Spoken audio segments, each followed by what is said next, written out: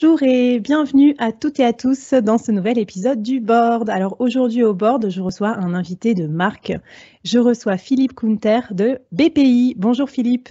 Bonjour Flavie. Merci beaucoup d'être à mon micro. Alors quand je parle d'invité de marque, évidemment, on sait que BPI est au cœur de toutes les transformations qui se passent aujourd'hui dans les entreprises françaises, au cœur du plan de relance aussi pour les entreprises.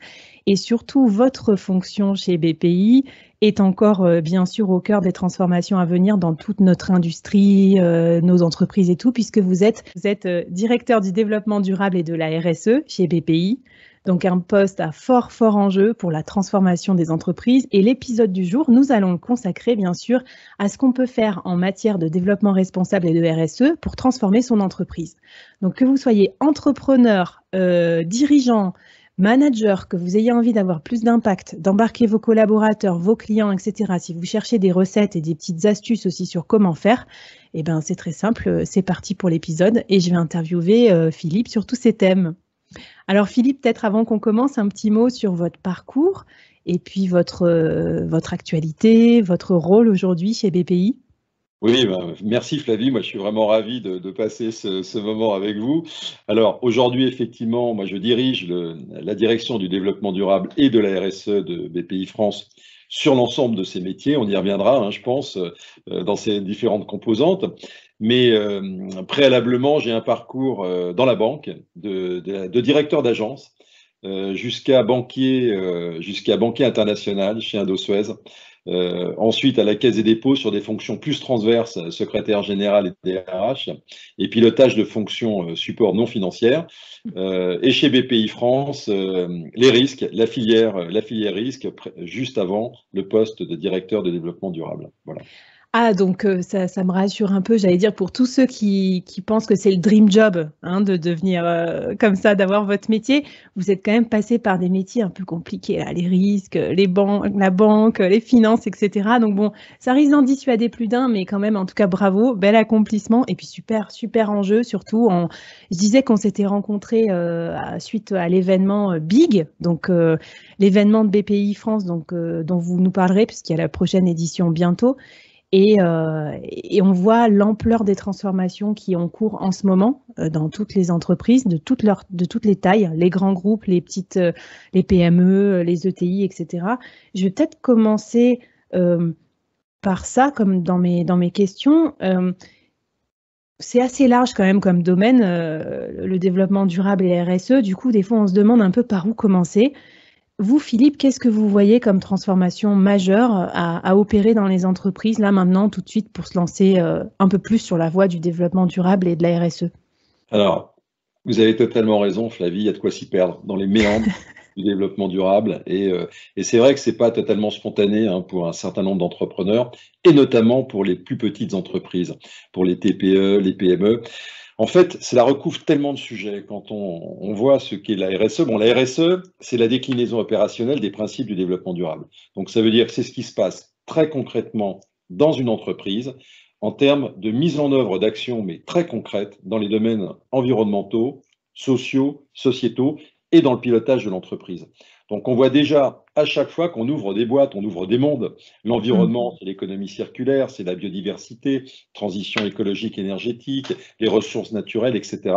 Le social, c'est le recrutement, la fidélisation des salariés, l'accidentologie du travail, etc., etc. Donc, on voit très bien qu'il y a de multiples sujets. Et pour répondre à votre question, l'enjeu actuel que l'on a, c'est comment intégrer des actions de cette nature extra-financière dans les modèles des entreprises. Autrement dit, comment un patron ou une patronne d'entreprise, TPE, PME ou ETI, peut intégrer des actions de respect de l'environnement, de fidélisation de ses salariés ou d'attractivité, mais de manière très concrète. Et c'est ça. Donc, en fait, c'est de mettre en œuvre des actions concrètes avec des méthodes, avec des outils. Et ça donne de la valeur, ça donne du sens, et puis ça crée d'innovation aussi dans l'entreprise. Ça crée une vraie émulsion. Ah mais alors ça c'est génial et je sens qu'on voit bien la transition. On n'en est plus au stade où on rajoute des petites briques RSE pour faire joli, mais on en est plus au stade où on doit les intégrer dans son core business, si je puis dire, pour que du coup ça génère une vraie valeur et que ça soit vraiment en ligne avec la stratégie long terme de l'entreprise. Donc ça, c'est passionnant. Alors, moi, je me posais une question, puisque vous parlez du coup d'impact financier notamment, et que ça s'intègre dans les objectifs de l'entreprise. Moi, c'est vrai que je suis assez câblée objectifs, KPI, etc. Et je sais qu'il y a des esprits cartésiens qui nous écoutent, qui ont souvent besoin de se rassurer en se disant que ça peut aussi avoir des impacts probants sur leur ligne de business. Alors, qu'est-ce qu'on peut se donner comme objectif ou peut-être comme KPI à suivre si on veut mesurer des actions de développement responsable? Alors, ce que vous dites, c'est juste central. C'est ce qui fait qu'une entreprise, un patron ou une patronne d'entreprise va basculer sur ces sujets. En fait, c'est si je m'y mets, concrètement, ça va donner quoi en termes de performance de l'entreprise? Comment ça va chiffrer? Alors, pour répondre à cette question, il y a eu des études qui ont déjà été faites. Il y en a une notamment en janvier 2016 par France Stratégie qui dit concrètement, mais celle-ci tout le monde la connaît bien, que dès lors qu'une entreprise commence à mettre en œuvre des actions concrètes, environnementales, sociales, sociétales ou de gouvernance, pilotage d'entreprise, il y a une augmentation de la performance globale qui est de l'ordre de 13%. On parle augmentation de la performance globale. Alors, c'est peut-être 10, c'est peut-être 17, mais en tout cas, il se passe quelque chose. Il y a eu d'autres mesures qui ont été faites, je dirais notamment par Goodwill Management sur différentes sphères, que ce soit des fédérations professionnelles, des entreprises, des associations. Bref, ça crée de la valeur. Et quand on parle de valeur, on a à la fois des bénéfices qualitatif et quantitatif. Quand on a, par exemple, si on prend le sujet quantitatif, si vous diminuez et vous mettez en œuvre la baisse de l'accidentologie du travail, c'est très concret. Ça veut dire que vous pouvez le chiffrer et effectivement, ça a un coût. Donc, ça veut dire, ça, vous le repérez, vous le suivez, vous le processez et derrière, il y a un coût. Donc, ça, c'est très clair. En revanche, si vous mettez en œuvre des actions avec un projet d'entreprise, en faisant en sorte que vos salariés intègrent un petit peu, je dirais, la vision et contribuent aux actions concrètes, vous avez d'autres types de valeurs comme la fierté, le sentiment d'appartenance. Vous savez, c'est ce que disent des salariés quand ils sortent de leur entreprise. Je travaille dans une bonne boîte, je travaille avec des gens formidables, ou ah non, c'est juste terrible. Vous savez, c'est le pouvoir de recommandation de l'entreprise. Et ça, c'est la réputation de l'entreprise. Vous savez ce qui se passe sur les réseaux sociaux. Aujourd'hui, c'est un véritable enjeu. L'engagement des salariés est un véritable enjeu. Et donc, c'est ça, en fait. Ça veut dire que mettre en place ou intégrer ces sujets-là, ça veut dire qu'il y a des bénéfices, au sens générique du terme, qualitatifs et quantitatifs, avec une augmentation de la performance. Non, mais moi, j'en suis convaincue. En plus, je suis sûre qu'il y a des DRH dans la salle qui nous diraient que ça aussi, ça se mesure, avec le taux de turnover des gens, enfin, le coût des recrutements, etc. Bon, on va pas tout mesurer, mais c'est vrai qu'aussi, on est dans un univers où beaucoup de parties prenantes de l'entreprise peuvent convaincre les clients de rester ou de partir, y compris le bien-être des salariés.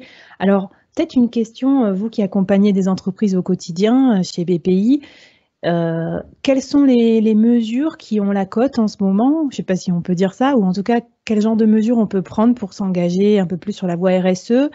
Est-ce que d'ailleurs on s'engage différemment quand on est une TPE, une PME, un grand groupe? Est-ce qu'il y a des différences aussi là, sur les sujets traités ou sur les façons de s'engager? Oui, oui, absolument. D'ailleurs, nous, on l'a fait ressortir dans une étude en 2018 qui est sur notre site, Une aventure humaine, les PME, les ETI et la RSE. En fait, il n'y a pas une RSE, mais il y a des RSE. Donc, en fait, chaque entreprise, en fonction de là où elle en est, de son business, de son secteur d'activité, de sa taille, je dirais, met en œuvre une RSE qui lui est propre. Donc, c'est très, très concret. Et c'est ce que vous avez dit tout à l'heure, moi, j'y suis très sensible. C'est très connecté au cœur du business, au modèle d'affaires de l'entreprise. Donc, ça part toujours de là. Et donc, les sujets, en fait, nous on pousse une RSE, je dirais, généreuse et très opérationnelle, business. Okay. Et donc, qui est très connectée au business des entreprises. C'est toujours de là où on part. Et on est assez équilibré depuis l'origine entre le E, l'environnement, le S, le social, et le G, la gouvernance. Néanmoins, depuis 2 ans, à la demande de notre directeur général, qui était déjà un sujet dès la création de BPI France en 2012, on a intensifié totalement nos efforts sur l'environnement, la transition écologique énergétique et le sujet de la lutte contre le réchauffement climatique, donc le climat. Et donc, aujourd'hui, chez BPI France, toutes les équipes sont tendues justement pour aider les entreprises et les accompagner sur le défi climat, qui nous paraît juste essentiel. D'abord, sur les aspects environnementaux, création de valeur et pour la planète, hein, naturellement, et puis aussi derrière, parce que ça crée de l'innovation et ça crée des emplois. Donc en fait, il y a une chaîne extrêmement vertueuse sur la lutte contre le réchauffement climatique. Super. Et alors, puisqu'on parle d'aide, peut-être que les gens qui nous écoutent se disent, bon, ben moi, je suis prêt, j'ai envie de me lancer. Est-ce qu'on peut bénéficier d'aide de BPI ou autres pour mettre en place des actions comme ça de RSE, notamment contre le réchauffement climatique? Oui, oui, absolument. Donc déjà, dans le cadre du plan climat, il y a toute une batterie d'interventions en produits et services, hein, puisque vous savez on a placé, nous, sur un pied d'égalité dès la première heure, finalement, l'accompagnement, hein, au sens extra-financier par rapport à notre rôle de banquier, donc de prêt et d'investisseur.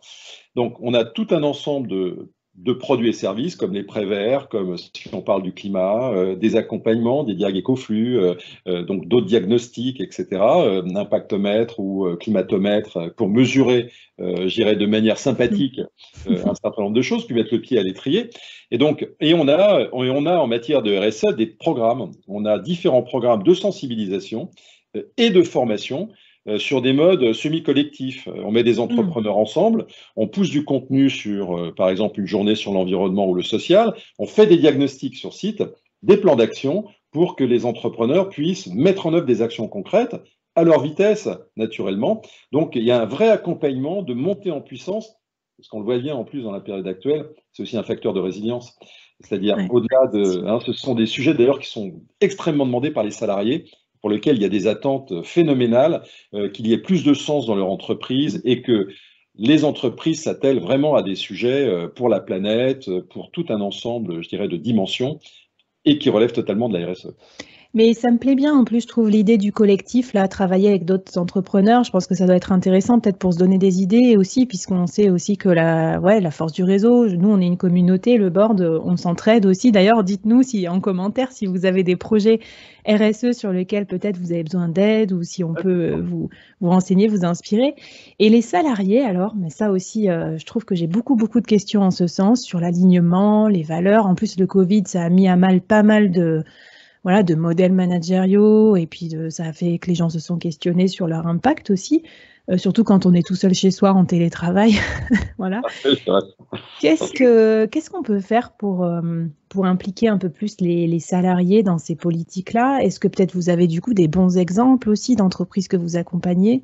Oui, oui, alors ça c'est un sujet, vous voyez, dans le cadre du plan climat qu'on a mis en œuvre, il y a vraiment énormément de chantiers qui sont portés par les salariés, etc., naturellement, et un chantier qui concerne le fonctionnement interne. Et c'est un sujet dont on s'est préoccupé déjà depuis plusieurs années avec des initiatives. On a mis en place, par exemple, des initiatives éco-frugales. Donc ce sont des groupes de salariés qui se réunissent. Les salariés décident de se réunir entre eux. Alors là, maintenant, c'est un peu en digital, avant c'était en physique. Mais sur tout un ensemble de réflexions, d'abord plaisir de se rencontrer, plaisir d'échanger, répliquer éventuellement je dirais des sujets extrêmement concrets, donc à la fois pour l'entreprise et pour en dehors de l'entreprise. Parce que la limite, sur nos sujets RSE, on parle de mobilité, on parle d'environnement, on n'est plus sur une limite totalement étanche entre la vie privée et la vie dans l'entreprise. Ça a toujours été une difficulté particulière, notamment pour les RH, mais aujourd'hui, il y a une plus grande porosité, et on le voit bien. On travaille tous à domicile, on se questionne sur la manière dont on se nourrit, dont on consomme, sur la mobilité, qu'est-ce que l'on prend comme véhicule. Bref, tous ces sujets que l'on a à titre personnel, on les retrouve dans l'entreprise, et donc par tout un ensemble de dispositifs sur des gestes, des éco-gestes, sur des dispositifs éco-frugales, ce qu'on a lancé, nous, il y a plusieurs centaines de salariés d'ailleurs qui ont rejoint ces groupes. Et donc, il y a une vraie réflexion collective, comme par exemple quand on réalise un événement comme BPI France InnoGénération, il y a des propositions de salariés avec la direction de la com et la direction de l'innovation pour nourrir de bonnes pratiques, pour faire encore plus, essayer que ça réponde plus encore aux attentes, bien sûr, de nos salariés, mais aussi des personnes qui vont venir sur nos sites. Non, mais c'est clair, je pense que c'est intéressant. Est-ce que, Philippe, au-delà de ça, l'engagement des salariés, ce dont on a parlé aussi, est-ce que vous voyez des tendances émerger ou des tendances à suivre pour ces prochaines années en matière de RSE, des idées ou ou des lames de fond comme ça qu'il va falloir avoir dans son radar quand on est dirigeant? Oui, vous savez, moi je prends souvent une image, mais alors c'est pas une image qui est très, très joyeuse, c'est le tsunami, hein. C'est le tsunami. C'est un peu ça la RSE. Il y a ceux qui sont confrontés à un certain nombre de sujets et qui voient la vague et qui se disent, oui, elle est là et il faut qu'on l'intègre. Et il y a ceux qui sont à 50 kilomètres qui se disent, tiens, c'est curieux, les oiseaux ne sifflent plus, en fait. Et ils vont prendre la vague aussi, mais ils n'en ont pas encore totalement conscience. Il y a des signaux, il y a des signaux, des indicateurs. Donc en fait, oui, aujourd'hui, nous, ce que l'on voit, parce qu'on a une chance formidable, c'est d'être au contact d'une pluralité d'entreprises, hein, des plus petites aux plus grandes, de tous les secteurs d'activité. Donc on est un genre de tour d'observation aussi, et acteur, hein, sur ces sujets. Et donc, qu'est-ce que l'on voit? C'est qu'il y a une forte envie, et c'est une montée en puissance, mais vraiment de sujets concrets, en environnement notamment, hein, de plus en plus, on le voit bien, forte poussée, hein, la Convention citoyenne pour le climat, le réveil écologique des étudiants, hein, donc ça force, ça pousse, mais aussi parce que la RSE, c'est très connecté au sens, hein. Moi, j'ai un de mes collègues qui dit c'est pas la responsabilité sociétale des entreprises, c'est redonner du sens à l'entreprise, parce on a plusieurs, vous dites lame de fond, on a plusieurs sujets. Il y a le sujet du climat majeur, central. Il faut s'y mettre et nous, là, on a démultiplié toutes nos actions. Ça, c'est fondamental, quelle que soit la taille des entreprises. On ne peut pas dire c'est les autres qui vont faire le boulot, il faut le faire. Il y a un sujet qui me semble majeur, c'est l'engagement des salariés. L'engagement des salariés, très concrètement, il y a un certain nombre de rapports que l'on connaît, d'ailleurs que je cite à certains moments, comme le rapport Gallup, qui démontre que en moyenne, les salariés français sont assez peu engagés, en fait, globalement. Ils ont des passions à l'extérieur et ils ne trouvent pas dans les entreprises le terreau parfois pour s'exprimer et valoriser leurs actions. Donc, il appartient aux entreprises, et nous pensons à BPI France que ce sont les entreprises qui sont les vecteurs du changement, hein. C'est l'entreprise qui peut pousser effectivement les sujets sur le niveau de l'engagement, donc permettre aux salariés je dirais, de se réaliser tout simplement, hein, de faire davantage, de contribuer, de prendre du plaisir, d'être efficace, d'augmenter la performance, diversité, etc. C'est juste essentiel. Et puis un pouvoir d'emballement sur les sujets naturellement du climat, ça c'est essentiel. Pour nous, c'est un combat qui est majeur, parce qu'on sait très bien que si on le perd, c'est pas juste un sujet BPI France, ni pour les entreprises, c'est un sujet planète, humanité, hein. Donc pour nous, les enjeux sont colossaux. Merci, merci Philippe là, pour ce petit tour d'horizon. Allez, un petit dernier pour la route, peut-être un petit challenge, un petit défi qu'on pourrait lancer à nos auditeurs et auditrices. Le défi qu'on peut faire, c'est au moins ceux qui ne l'ont pas encore fait, et parfois ils ont mis des actions, ils n'en ont pas conscience, hein, en matière de RSE dans leur entreprise. Ça m'arrive souvent de discuter avec des patrons et patronnes d'entreprise. Ils font des trucs super, mais ils n'en ont pas conscience. C'est au moins de pousser un ou deux sujets très concrets en intégrant les salariés et en faisant un petit projet d'entreprise, hein. Je parle plutôt pour les TPE, PME, hein. Et ça, c'est facile à mettre en œuvre, il n'y a pas de coût, c'est simplement de créer une dynamique, une impulsion. Et vous savez que la RSE, hein, c'est juste un acte de volontariat au début, hein. C'est réglementaire au-delà de 500 personnes, hein. Mais la plupart des entreprises, c'est un acte de volontariat. Donc, c'est une décision de l'entreprise. Et donc, sur un ou deux sujets, voilà, incitation concrète à l'action. Ok, super. Allez, c'est parti. Vous avez 4 heures. Brainstormer sur votre sujet de l'année ou en tout cas votre action ou votre chantier avec vos employés.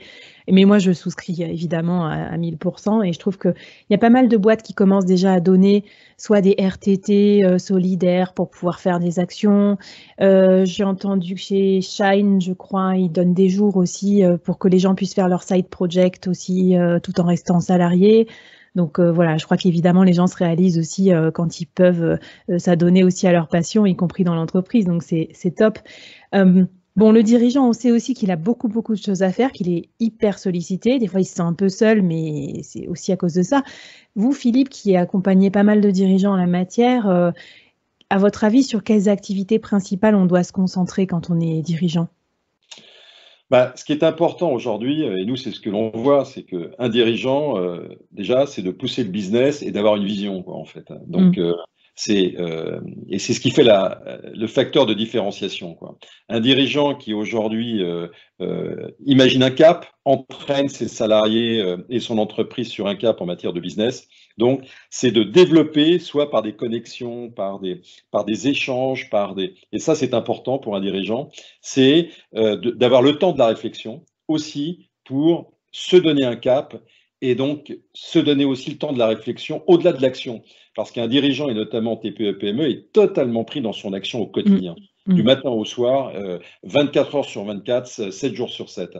Donc ça, c'est très important de se donner un peu le temps de la réflexion, d'échanger beaucoup, d'avoir des éléments, comme on dit, d'inspiration, de recul, de hauteur, et de ne pas hésiter à s'entourer de conseils. Ça, c'est juste essentiel. C'est pour ça que nous, on a multiplié nos efforts sur l'accompagnement, bien sûr, pour consolider les dirigeants dans leur approche et dans leur projection. Mais alors ça, c'est très bien. J'ai vu que c'était très riche aussi, l'offre, ne serait-ce que de vidéos, d'interviews, de masterclass, enfin de BPI, c'est juste fabuleux. On mettra les liens aussi peut-être dans les références pour aller piocher. Alors c'est vrai qu'il faut se sacraliser ce temps dans son agenda parce que le problème, c'est que on a tous une liste de lecture de plein de choses qu'on veut lire ou d'articles qu'on veut lire et tout. On n'a pas toujours le temps, mais justement, peut-être vous, Philippe, qu'est-ce que vous conseilleriez, recommandez, peut-être en termes de lecture, d'inspiration? Qu'est-ce qui vous inspire au quotidien dans le business? Moi, ce qui m'inspire, c'est le contact et notamment la diversité des contacts. C'est pas tant dans les lectures parce qu'on a beaucoup d'informations, on a énormément d'informations. Moi, ce qui m'intéresse, ce sont les expériences réelles, les échanges que je peux avoir avec un dirigeant ou une dirigeante sur son business, sur ses difficultés, sur ses joies, ses bonheurs, la manière dont, c'est-à-dire sur la vraie vie. Je pense qu'on a un besoin de raccordement à la vraie vie, et notamment sur les vraies expériences, pas simplement, vous savez, des trucs livresques, où on peut se procurer ça sur toutes les étagères de la FNAC ou ailleurs, mais le vrai retour d'expérience, c'est-à-dire un échange réel, on prend le temps d'échanger, de partager des éléments, retour d'expérience, mais sincère, authentique. Moi, je me nourris de ça. Franchement, c'est à travers tous ces contacts exceptionnels où on arrive à se forger non seulement des idées, mais aussi une réflexion, hein, et qui donne envie de passer à l'action sur des sujets pour aider. Mais moi j'adore, de toute façon, moi, les rencontres physiques, là, ça me manquait beaucoup de ne pas pouvoir aller au resto, rencontrer des gens et tout. D'ailleurs, c'est pour ça que j'ai eu envie de créer le board, en fait, le podcast. Comme ça, chaque semaine, je rencontre quelqu'un de tout à fait passionnant à mon micro, puis on discute, on échange. Mais je me demandais comment on fait pour organiser ce genre de rencontres dans la vraie vie, parce que c'est pas toujours simple d'avoir un échange qui soit pas, comment dire, biaisé aussi, filtré. Les gens, comment vous faites pour avoir un retour d'expérience un peu spontané comme ça? Parce que c'est pas si fréquent quand même que les gens disent un peu la vérité de leur quotidien, j'imagine. Moi, je pense que c'est dans la manière d'interagir avec les gens. À partir du moment où vous n'êtes pas dans le jugement, vous voyez, vous êtes dans le discernement, vous êtes dans la justesse des propos, et puis le plaisir, vous savez, ça se ressent le plaisir quand on a envie de discuter avec quelqu'un, etc. Mais ça, vous comme moi, on le sait, hein, on voit tout de suite quand quelqu'un a plaisir de discuter avec vous, d'échanger, vous pose des questions en s'intéressant à vous. C'est formidable. Et nous, c'est ce que l'on essaye de faire. Moi, c'est ce que j'essaye de faire, mais c'est pas ce que j'essaye de faire. C'est une vraie conviction. Je veux dire, ça fait partie de moi. C'est un vrai bonheur de discuter. Voilà, j'aime bien le terme discuter, parce que parfois sur une discussion un peu générale, on va rentrer sur des choses très spécifiques, parce que c'est aussi une confiance que l'on peut avoir dans le cadre de l'échange. Et plus on discute, plus on va obtenir des informations intéressantes et qui peuvent être utiles pour nous, pour d'autres, etc. Et donc, moi, je suis épaté, Flavie, de ce que je rencontre chez des entrepreneurs et entrepreneures sur, je dirais, leur gourmandise en termes de curiosité intellectuelle, mais aussi sur leur envie de communiquer et de transmettre des choses et de partager des sujets. C'est pas un exercice de style, c'est très concret. Et moi, j'aime bien les choses qui sont vraiment très, très concrètes. Très concrètes. Je pense que... C'est intéressant parce qu'on voit que derrière, comme vous disiez, c'est pas qu'un exercice de communication, c'est sans doute leur vraie vocation aussi à ces entrepreneurs-là, de parler de leur sujet. Ils sont complètement passionnés, c'est intéressant de les écouter. Alors, on se disait en hors micro que quand j'étais allée à l'événement BIG, donc c'est ça, c'est BPI InnoGénération, c'est ça. J'avais été bluffée aussi par l'exercice que vous avez donné aux speakers, qui étaient quand même des speakers world class, hein, vraiment des PDG, enfin il y avait Emmanuel Macron, etc. C'était super, super top. Mais les speakers, ils avaient 7 minutes pour s'exprimer sur leur sujet. Alors comment vous avez réussi cet exploit? Depuis l'origine, BPI France InnoGénération, en fait, sur le Bang, hein, c'est ce dont on parle, fait passer, je dirais, des décideurs. Hein, et c'est quoi? C'est donner des visions. Et c'est 7 minutes. Que vous soyez ministre, que vous soyez grand patron d'une boîte multinationale, patron de TPE ou patronne de PME, peu importe, ou chercheur, 7 minutes. 7 minutes pour faire passer des convictions, une vision inspirée, comme on dit. Et ça marche. Et ça marche. Et 7 minutes pour certains, c'est très long. Mais c'est un moment parfois de grâce. Hein. Moi, j'ai assisté à des choses formidables. Et pourtant, je suis dans la mécanique, mais je me suis fait prendre au jeu. C'est formidable parce que chacun et chacune essaye de donner le meilleur. Et 7 minutes, c'est une règle qui est observée par tout un chacun et finalement qui met tout le monde sur un pied d'égalité. Mais j'aime beaucoup et je sais qu'il y aura pas mal de leaders là dans l'assistance qui vont se noter cet exercice parce que ça peut peut-être faire l'objet d'un futur concours de pitch ou de vision et en tout cas nous aider à cadencer nos temps de réunion et puis peut-être nous mettre un peu de challenge aussi parce que je ne sais pas comment on fait pour se raconter sa vision en 7 minutes, mais je note le challenge, super intéressant. Je pose souvent cette question aussi à mes invités, Philippe, vous qui avez eu une superbe carrière aussi, quel est le meilleur conseil et peut-être le pire conseil qu'on vous ait donné dans votre carrière? Ben, le meilleur conseil qu'on m'ait donné, c'était un conseil à l'époque quand on m'a confié l'agence bancaire, quand j'étais assez jeune, on m'a confié une très très belle agence bancaire à 28 ans en fait dans Paris. Et mon patron à l'époque m'a dit un truc, desserrer l'élastique. Il m'a dit, voilà, desserrer l'élastique. Et j'ai compris à travers ça que c'était effectivement de ne pas tout faire en jardin à la française. Vous voyez ce que je veux dire? C'est d'accepter aussi la flexibilité, d'accepter de ne pas être parfait, de cocher toutes les cases. Mais quand on a un tempérament de développeur et qu'on a envie vraiment de se projeter en avant, c'est eh bien d'assumer aussi parfois l'imperfection, hein, de ne pas être toujours au pied à coulisses, parce que parfois on perd beaucoup de temps sur certains sujets. Et donc il faut se centrer sur l'essentiel, et c'était ça finalement. Desserrer l'élastique, c'est finalement soyez plus relax, prenez plus de recul, plus de hauteur, et puis essayez pas d'être parfait et de cocher toutes les cases dans tous les domaines. Hein. On est dans la vraie vie. Voilà. Oh, mais c'est super et puis je trouve que ça résonne admirablement bien avec finalement le sujet de notre interview parce que c'est sûr qu'en matière de développement durable, RSE, on peut pas commencer par des choses parfaites et là c'était vraiment la plupart des témoignages des personnes que j'ai reçues au board pour parler de ces sujets m'ont dit on commence toujours imparfaitement, on n'est pas du tout au bout de la route, on doit reconnaître aussi vis-à-vis de nos clients qu'on a plein de lacunes encore mais qu'on fait que progresser. Donc voilà, je pense que c'est un bon message. Qu'est-ce que vous auriez envie de donner comme conseil aux dirigeants avant qu'on se quitte, Philippe? Ou peut-être vous avez peut-être un mantra, une devise, un petit mot d'encouragement pour eux?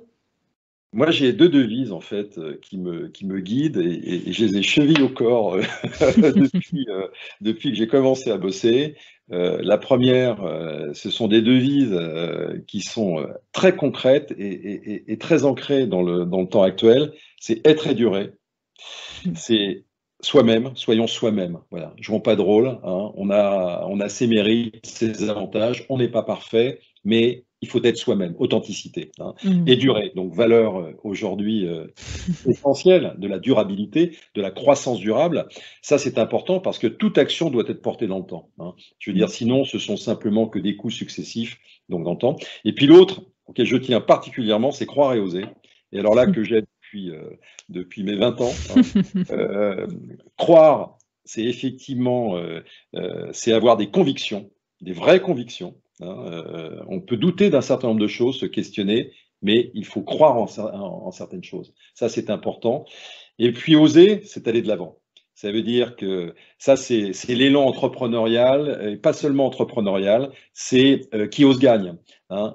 On peut très bien à certains moments perdre, on peut effectivement échouer, mais en tous les cas, il faut le faire. Parce que finalement, ça sourit à ceux qui vont de l'avant. Hein. Les sujets sourient à ceux qui vont de l'avant. Donc, être et durer, croire et oser, pour moi, c'est à la fois je dirais des lignes d'action, des lignes de vie, et ça me guide totalement dans mon action au quotidien. Ah bah merci Philippe. Bah, franchement, je pense que ça va résonner avec pas mal de valeurs de nos membres de la business communauté du board. J'espère que ça va vous inspirer et que ça va vous donner aussi un maximum d'énergie comme ça vient de me donner à moi là pour continuer vos actions, que ce soit RSE, business et bien sûr en route vers toujours plus d'alignement entre vos objectifs perso et vos objectifs d'entreprise. Philippe, un grand merci à vous pour cet entretien.